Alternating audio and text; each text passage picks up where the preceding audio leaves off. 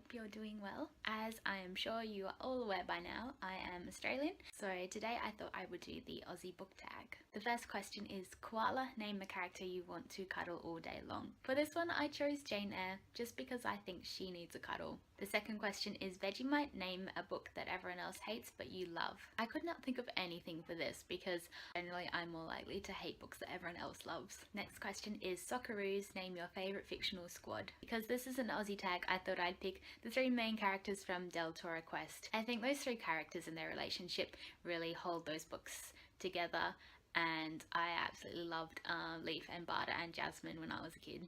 Southern Cross, name the last book you rated 5 stars. I had to go a fair while back for this, and the last book I rated 5 stars was Animal by Sarah Pascoe. That's a non-fiction sort of part biography, part book about sex and relationships. I have a tendency to not give novels 5 stars. Most of the books I really enjoy get 4, I think because I'm a little bit harsh and always think they could have done a tiny bit better. Mostly I think just because I want to save the 5-star books for novels that really blew me away. But with non-fiction, I guess I'm so impressed that anyone could sit down and write a factual book and do all that research. If I enjoy it, I usually give them 5 stars. Patriotism, name a favourite book from an author from your country. I've talked about this book before, All in the Blue Unclouded Weather by Robin Klein.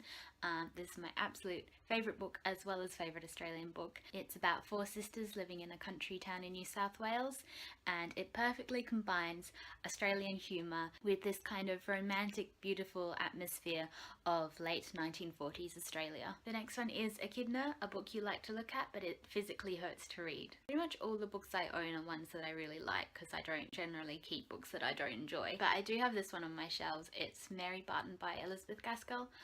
I picked it up in a second-hand bookstore because I like Elizabeth Gaskell and I like the cover, and I've never read it. It has quite a pretty cover, as vintage classics generally do, but I've only read a couple of pages of it. I found it quite difficult to get into and I wasn't quite sure what was going on. Next question is, NED KELLY, name a book that is really grim but an iconic read. For this I picked Animal Farm by George Orwell.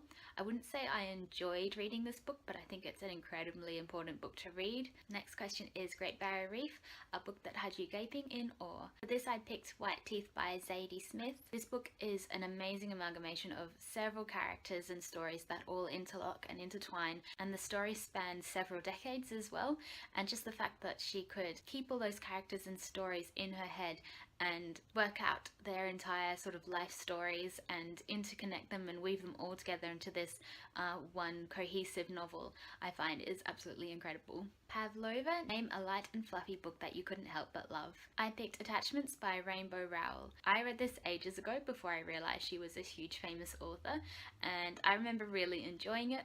I'm not one for romance novels particularly, but I found this one kind of unique and engaging. MILO, name and author or genre that gets you out of a reading slump.